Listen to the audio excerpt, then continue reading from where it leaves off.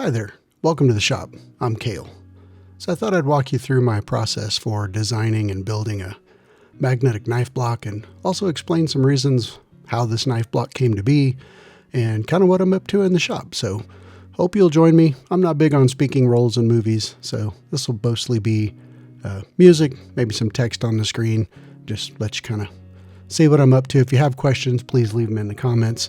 I'm always happy to have conversations with folks about what I'm doing. And if you like this kind of stuff, please consider liking and subscribing. I would really appreciate it.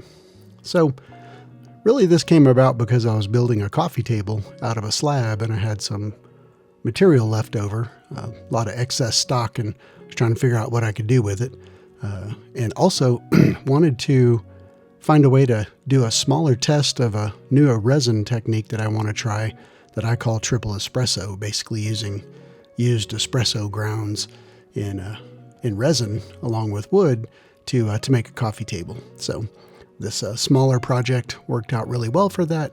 I think it turned out well, and I hope you'll enjoy cruising along with me as we design and make this.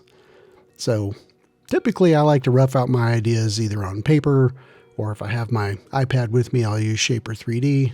That's what I'm using in this case. Sometimes I use Fusion 360. Really just depends on what I'm in the mood for.